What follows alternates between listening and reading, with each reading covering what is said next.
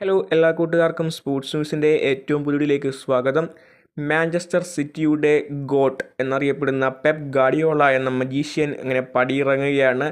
Pep Guardiola തന്നെയാണ് ഇക്കാര്യം വ്യക്തമാക്കിയിട്ടുള്ളത്. നിലവിൽ ഒഫീഷ്യലായി ഒരു വാർത്ത പുറത്ത് വന്നിട്ടില്ല. നിലവിൽ താരത്തിനാകട്ടെ 2027 സീസൺ, അതായത് അടുത്തൊരു സീസണിൽ കൂടി തന്നെ മാഞ്ചസ്റ്റർ സിറ്റിയുടെ ഹെഡ് കോച്ച് എന്ന പദവിയിലുള്ള പോസ്റ്റിൻ്റെ കരാറുണ്ട്. എന്നാൽ താരം അത് ഉപേക്ഷിച്ച് ഈ സീസണോട് തന്നെ പടിയിറങ്ങുന്നുള്ള റിപ്പോർട്ടാണ് ഇപ്പോൾ പുറത്തുവരുന്നത്. താരം ഈ കാര്യം ക്ലബിനെ അറിയിച്ചിട്ടുണ്ടെന്നുള്ള കാര്യം ഇപ്പോൾ വ്യക്തമായിട്ടുണ്ട്.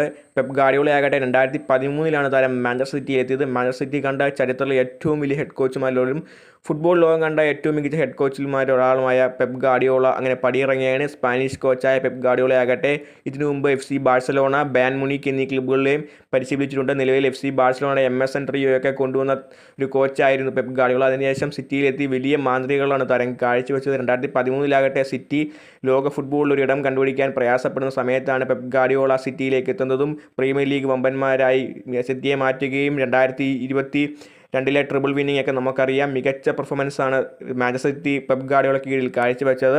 2013 സീസണിലായി മാഞ്ചസ്റ്റർ സിറ്റിയെ വലിയ രീതിയിലുള്ള മുന്നേറ്റമാണ് താരത്തിൻ്റെ കൈപിടിച്ച് മുന്നോട്ട് വന്നത്. ഇപ്പോൾ മികച്ച പെർഫോമൻസാണ് പെപ്പ് ഗാർഡിയോളയ്ക്ക് കീഴിൽ മാഞ്ചസ്റ്റർ സിറ്റി കാഴ്ചവെച്ചത്. ഇപ്പോൾ ഇത്രയും നീണ്ട ഈ കാലത്തിന് വിരാമം ഇട്ടുകൊണ്ട് പെപ്പ് ഗാർഡിയോള അങ്ങനെ പടിയിറങ്ങിയാണ്. ഈ സീസൺ അവസാനത്തോടുകൂടി അടുത്ത മത്സരത്തോടുകൂടി പെപ്പ് ഗാർഡിയോള ഒഫീഷ്യലായി തന്നെ മാഞ്ചസ്റ്റർ സിറ്റിയുടെ കുപ്പായം അഴിച്ചേക്കും. താരം ഇനി എവിടേക്കായിരിക്കും കോച്ച് ചെയ്യാൻ പോവുക എന്നുള്ള കാര്യം വ്യക്തമായിട്ടില്ല. നിലയിൽ വേൾഡ് കപ്പ് വരികയാണ്. വേൾഡ് കപ്പിന് ശേഷമായിരിക്കും ഒരു തീരുമാനമെടുക്കുക. അപ്പോൾ പെപ്പ് ഗാർഡിയോള മാഞ്ചസ്റ്റർ സിറ്റി വിടുന്നു.